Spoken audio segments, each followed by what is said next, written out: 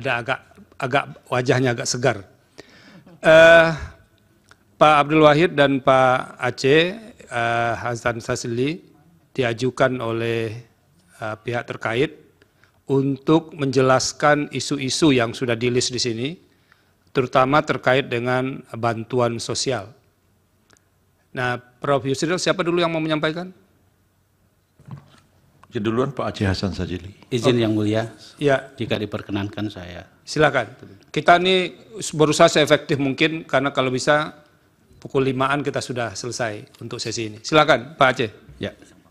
Assalamualaikum warahmatullahi wabarakatuh. Yang mulia Majelis Hakim Mahkamah Konstitusi Republik Indonesia, hadirin yang kami hormati. Izinkan sebelum kami menyampaikan terkait dengan kesaksian kami, mohon kiranya diperkenankan untuk menampilkan slide. Silakan. Ya, terima kasih yang mulia. Pertama, kami diminta untuk memberikan kesaksian terkait dengan mekanisme perencanaan, penganggaran, dan pencairan bantuan sosial dalam kapasitas kami sebagai pimpinan Komisi 8 DPR RI dan juga sebagai anggota DPR RI yang bermitra dengan Kementerian Sosial yang merupakan mitra pemerintah, mitra kami di pemerintah yang bertanggung jawab terhadap perlindungan sosial. Nah, kami ingin menyampaikan bahwa perlindungan sosial ini merupakan salah satu dari upaya pemerintah untuk memberikan dukungan kepada masyarakat dalam menghadapi situasi yang dapat menimbulkan kerentanan atau guncangan dalam kehidupan mereka. Perlindungan sosial tentu merupakan amanat dari Undang-Undang Dasar 1945 dan dalam pembukaannya dan juga di dalam pasal 34 Undang-Undang Dasar 45 bahwa fakir miskin dan anak-anak terlantar dipelihara oleh negara, pengejawantahan dari Undang-Undang Nomor 11 Tahun 2019 tentang kesejahteraan sosial, Undang-Undang 13 Nomor 11 tentang penanganan fakir miskin, dan Undang-Undang tentang pekerja sosial di tahun 2019.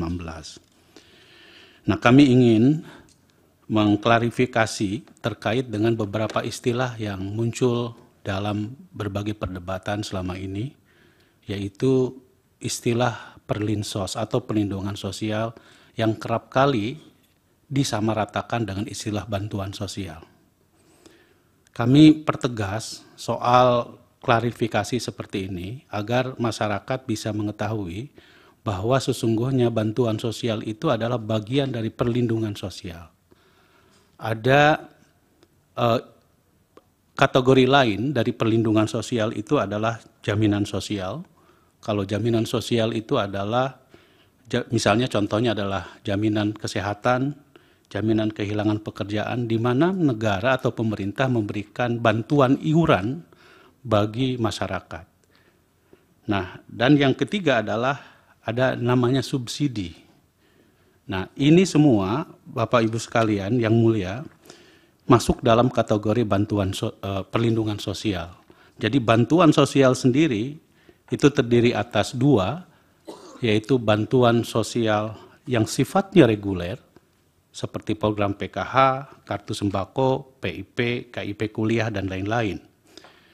Dan ada juga bantuan sosial yang diambil kebijakannya pada kondisi tertentu, seperti BLT El Nino maupun BLT BBM. Nah, di dalam berbagai media kita sering menyebut bahwa nilai atau bantuan sosial besar sekali. 400, misalnya di tahun 2024, 496 triliun. Tanpa kita tahu dan kita rinci dari jenis perlindungan sosial apa. Kalau tidak diklarifikasi secara lebih detail, maka orang akan mengasumsikan seakan-akan ini semuanya adalah bantuan sosial. Dan kalau kita lihat, memang bantuan sosial atau perlindungan sosial yang ada di dalam nomenklatur APBN itu menggunakan istilah perlindungan sosial yang dari sejak era COVID memang anggarannya sebesar 498 triliun, kemudian 2021 468 triliun, kemudian tahun 2022 460 triliun, 2023 443 triliun, dan tahun 2024 498 triliun. Nah, kami ingin mencoba untuk kembali kepada jenis perlindungan sosial tersebut. Ada bantuan sosial yang sifatnya reguler, yang itu Majelis Hakim yang mulia itu terdiri atas misalnya untuk bantuan reguler PKH tahun 2023 28,1 triliun, dan di tahun 2024 itu sama sebesar 28 triliun. Nah, kemudian kartu sembako itu 44,5 triliun. Di tahun 2024 juga sama, kisaran 45,1 triliun.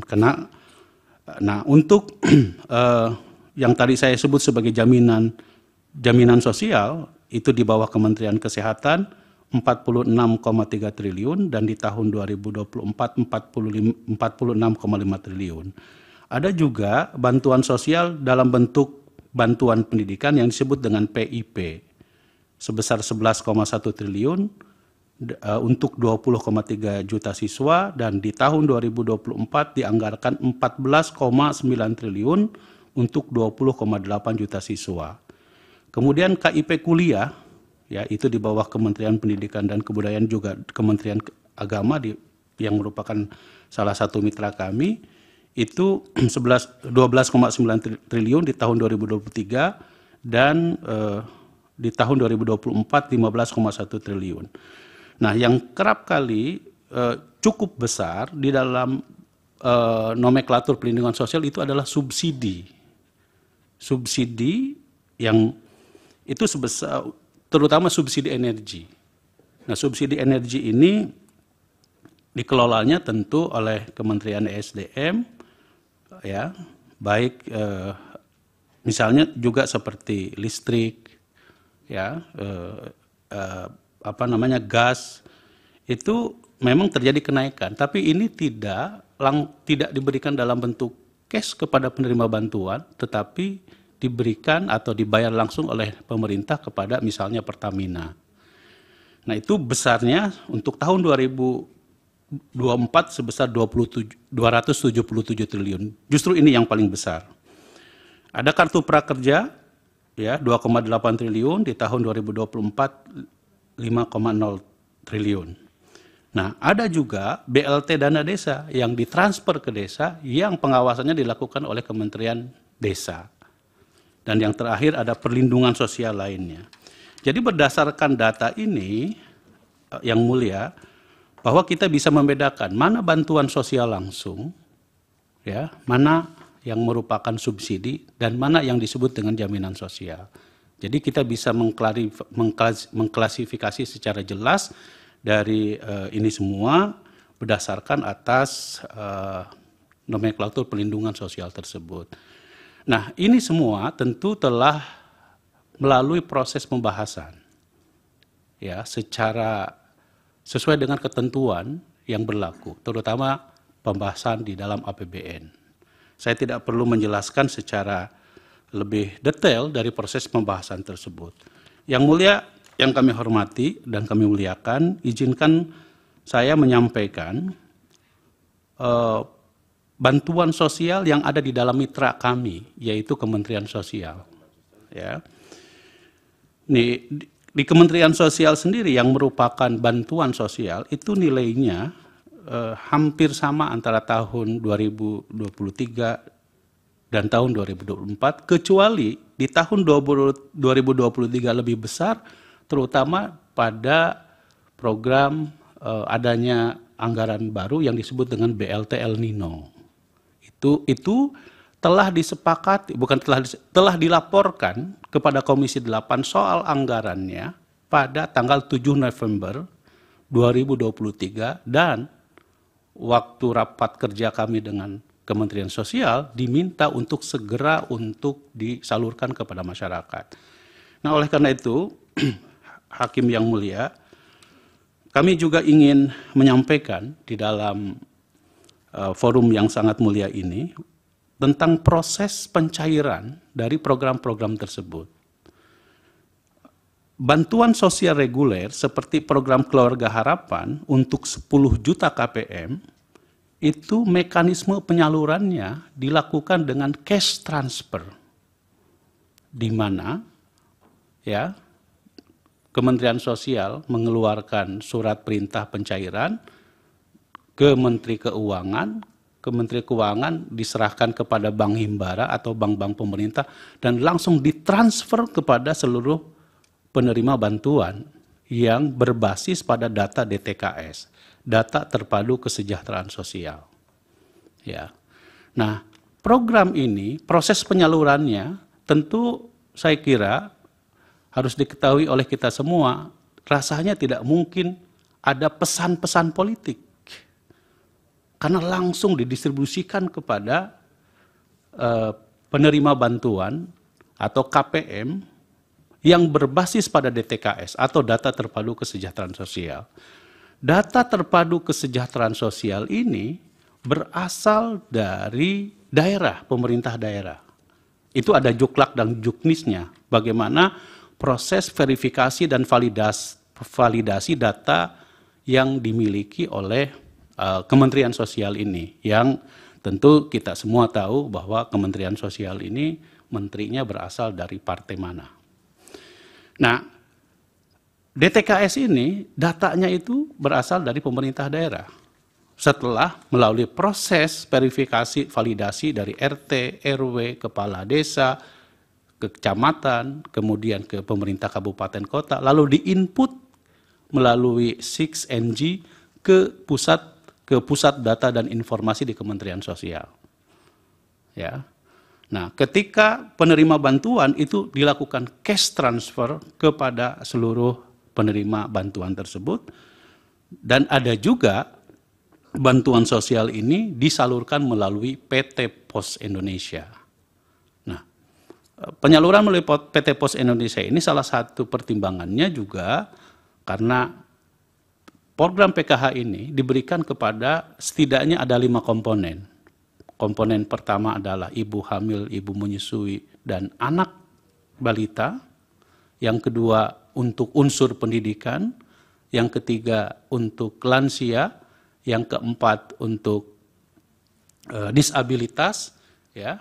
Dan tentu yang terakhir dalam konteks bagaimana ini semua bisa mengatasi stunting. Jadi dari program-program termasuk juga dengan kartu sembako. Kartu sembako nilainya lebih besar, sebesar 18,8 juta KPM, diberikan dengan cash transfer, di mana masyarakat penerima bantuan tersebut melalui perbankan atau bank-bank himbara, ya. Dan yang bulan November dan Desember 2023 ada bantuan BLT El Nino sebesar 18,8 juta keluarga penerima manfaat, dan ini juga telah melalui proses pembahasan di Komisi 8 DPR RI. Yang mulia Majelis Hakim, kami bisa tunjukkan ini adalah kesimpulan rapat kerja yang telah disepakati pada tanggal 31 Agustus mengenai anggaran tahun 2024. Demikian juga next kalau kita lihat tentang persetujuan anggaran Bansos pada tanggal 14 September 2023, dan yang terakhir pada 7 November 2023 kita memberikan persetujuan dan pengawasan terhadap Bansos, terutama Bansos BLT El Nino. Majelis Hakim yang kami muliakan, kami perlu tambahkan bahwa kalau mau jujur, tadi yang mulia menyampaikan kepada kami alhamdulillah terpilih. Sebagai anggota legislatif tentu kami menginginkan setiap program-program dari mitra kami juga kami ingin memiliki insentif elektoral. Maka setiap program bansos ini pun, ya terus terang saja, ya, justru lebih condong dimanfaatkan insentif elektoralnya oleh para anggota legislatif daripada kebetulan saya Komisi 8 misalnya dikaitkan langsung dengan proses Pilpres. Ya, karena itu maka ini pun juga bukan hanya terjadi pada misalnya kami di Komisi 8, di Komisi 10 yang program PIP, program KIP kuliah, itu proses penyaluran bantuannya, dan saya kira itu tidak salah. Kenapa? Karena itu bagian dari memperjuangkan daerah pemilihan kami. Ya, jadi karena itu kalau kemarin kita mendengar ada istilah pork barrel politics, justru kecenderungannya itu banyak terjadi pada pemilihan legislatif dibandingkan dengan, mohon maaf ya, dalam konteks pemilihan pemilihan presiden. Nah, perlu kami sampaikan bahwa dalam konteks yang kami rasakan, yang kami alami, ya, izinkan kami menyampaikan bahwa program-program bantuan sosial ini kan juga kerap kali dikapitalisasi dengan cara mereplikasi atau memodifikasi oleh, saya kira bukan hanya Capres 02, tetapi juga capres-capres yang lain dengan istilah misalnya PKH+, kartu sakti, dan lain sebagainya. Nah, oleh karena itu tentu yang ingin kami tegaskan bahwa intinya semua proses penyusunan program bantuan sosial ini telah melalui proses setidaknya yang kami alami di Komisi 8 DPR RI beserta mitra kami di Kementerian Sosial berupa program-program bantuan sosial tersebut. Saya kira demikian dari kami. Wallahul muwaffiq ila aqwamit thoriq. Assalamualaikum warahmatullahi wabarakatuh. Waalaikumsalam. Terima kasih Pak Aceh. Pak Abdul Wahid, kalau ada yang mau ditambahkan silakan. Terima kasih Yang Mulia. Assalamualaikum warahmatullahi wabarakatuh. Yang Mulia, yang kami hormati, juga Bapak Ibu semuanya yang kami hormati. Tadi sudah banyak yang disampaikan oleh sahabat kami Pak Aceh. Kami hanya menyampaikan dengan singkat saja Yang Mulia, bahwa memang benar apa yang disampaikan tadi oleh Pak Aceh bahwa untuk bantuan sosial, terutama mitra kami di Komisi 8, ini kami selaku anggota Dewan itu setiap turun ke daerah pemilihan, ya, diberi oleh Ibu Menteri Sosial untuk ikut menyerahkan, ya, ikut menyerahkan bantuan itu sampai ke tingkat desa-desa. Itu yang insentif elektoral ya, tadi ya, salah satunya bentuknya. Iya, itu tidak hanya tahun 2024, dari mulai 2021, 2022, 2023, 2024. Itu setiap kami lakukan kegiatan itu. Yang Mulia, perlu kami sampaikan, dengan adanya bantuan tersebut kami bawa ke daerah. Apa dampaknya terhadap elektoral kami? Ternyata tidak berdampak, Yang Mulia. Contoh, di Komisi 8, 51 anggota DPR di 2024 ini yang terpilih dari 51 hanya 21 anggota Dewan. 30 tidak terpilih, Yang Mulia. Ini artinya kalau dikatakan itu adalah bantuan sosial membuat dampak kepada salah satu capres, salah satu elektoral dari nggak usah berpendapat Pak. Nanti biar itu kita tidak ada artinya, Yang Mulia. Ya, disampaikan Demikian, aja faktanya. Ya, demikian Yang Mulia yang kami sampaikan, nanti bisa kami tambahkan dalam pendalaman. Terima kasih. Wassalamualaikum warahmatullahi wabarakatuh.